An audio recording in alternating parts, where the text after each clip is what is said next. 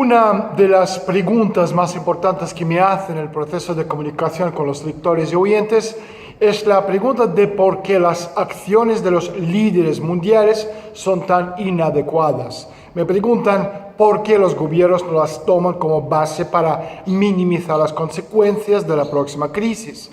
¿Por qué sus decisiones no solo aumentan las consecuencias negativas de los procesos económicos destructivos, sino también cierran para sí mismos cualquier perspectiva política? ¿Están enfermos o qué? Hay otros que hablan de las teorías de conspiración, de las coincidencias de George Orwell, 1984 y El Gran Hermano. Pero si miramos la situación desde un punto de vista marxista, entonces todos los malentendidos se dispersan instantáneamente. ¿Qué es lo que nos enseña el marxismo-leninismo? Que el sistema de gestión en cualquier estado se construye bajo los intereses de la clase dominante y o gobernante. Pregunta: ¿y cuál es la clase dominante en nuestro mundo hoy en día? Para responder a esta pregunta deberíamos comprender qué clase de sistema tenemos. Tenemos un sistema de capitalismo financiero y por lo tanto la clase dominante son los financieros, financistas y los banqueros. ¿Por qué los llamo banqueros financistas y no simplemente capitalistas? Bueno, porque el capitalista verdadero sabe con certeza que para obtener un beneficio necesita gastar muchos esfuerzos, asumir riesgos y hacer apuestas económicas y también financieras. Sí, se dedica a la explotación, pero la explotación por sí sola no es suficiente para el éxito del capitalista. Debe sentir las condiciones del mercado, debe ser un buen administrador, al fin y al cabo debe prestar mucha atención a las finanzas.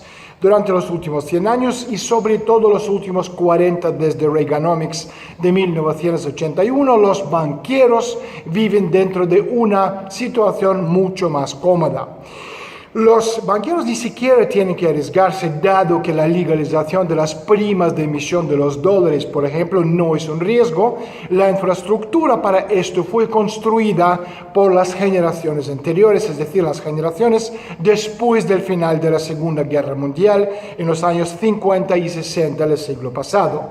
Todo lo demás es simplemente un proceso de construir una estructura conveniente para el dinero que pueden imprimir cuando quieran y todo lo que necesitan, y si de repente algo no funciona, bueno, pues imprimen mucho más dinero.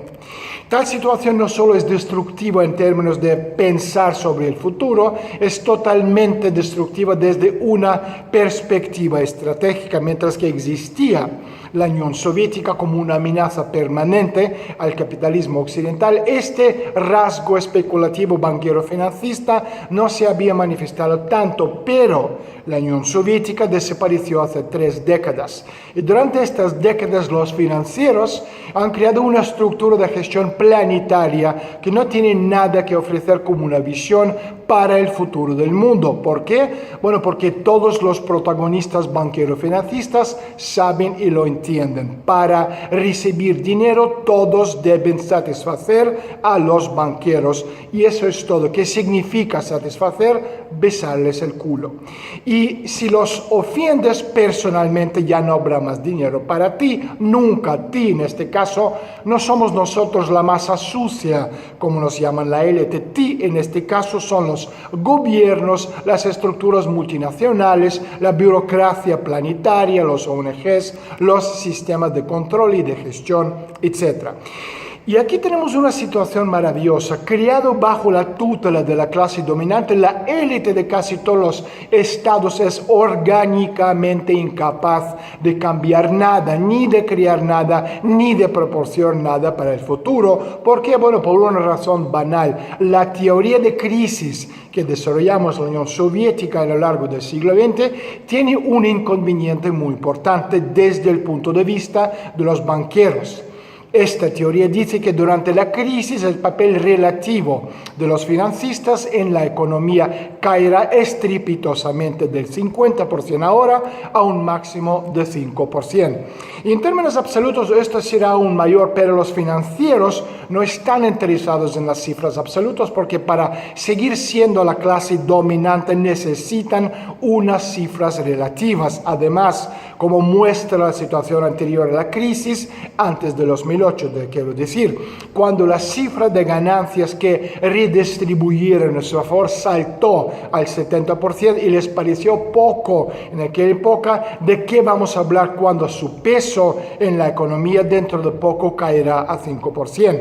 Ya que con tales ingresos no van a poder financiar ni a los políticos, ni a financiar el aparato estatal, ni los medios de comunicación que actúen en su nombre, etcétera, etcétera. Es decir, Soros dentro de poco perderá todo su peso y más que probable quedará preso. Dado que hasta ahora la clase dominante tiene el control del sistema financiero, es decir, del sistema del control a través del financiamiento con dinero de emisión, todos los que trabajan en las estructuras liberal banquero financistas entienden claramente que una alternativa al modelo liberal financiero es tabú porque conduzcan a una caída del papel de los financistas en el mundo. Cualquier cambio de paradigma dejaría a los financistas liberales en bragas y sin recursos. Después vendrán los juicios, las cárceles, en algunos casos, obviamente, balas en la nuca. Y por esta razón, cualquier teoría económica no va acorde con los valores, entre comillas, liberales financistas, nunca podrían ser aceptada por las autoridades en ningún país donde domina el modelo Bretton Woods, es decir, en el mundo entero. Hasta que llegue la crisis, por supuesto, sin la necesidad de las teorías de conspiración, simplemente marxismo puro y refinado con el papel dominante de la clase dominante. Pero luego, cuando la estructura de la economía comienza a cambiar y la clase dominante simplemente ya no podrá dominar, la situación puede cambiar bruscamente. Y por cierto, este cambio hasta a la vuelta de esquina, unos pocos meses la vuelta de la esquina. Ahora, todo el problema de la vida moderna es que si antes la situación de crisis se aplazaba y una otra vez, primero en el año 2001, la crisis planetaria que consiguieron aplazar con los atentados del 11S, después en el 2008 hasta 2014, y a partir del año 2014, cada ciclo siguiente en el que se encontraban el recurso económico para sobrevivir un poquito más a costa de un futuro. Es cierto, a partir de ahora estamos hablando de aplazar la crisis no años, sino como mucho, unos pocos meses. El dinero de Trump, los 2 o 3 o 4 billones de dólares se agotarán rápidamente porque muchas personas necesitan compensar la pérdida de empleo, pero no van a poder restaurar todo el sistema.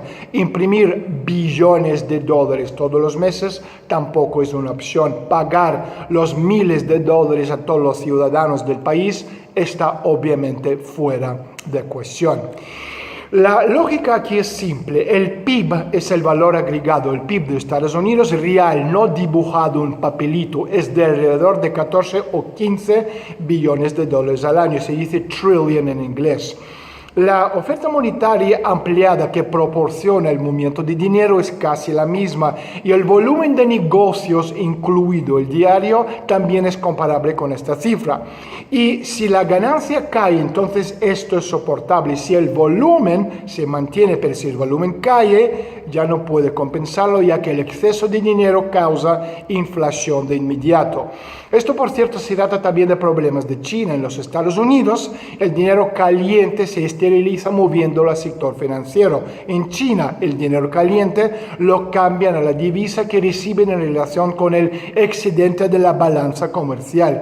Y así como una reducción en este superávit es inaceptable para China, es una catástrofe también para los Estados Unidos si los mercados especulativos caen significativamente, dado que en este caso el dinero caliente de la emisión caen en la facturación actual y provoca un aumento de precios con todo lo que esto implica.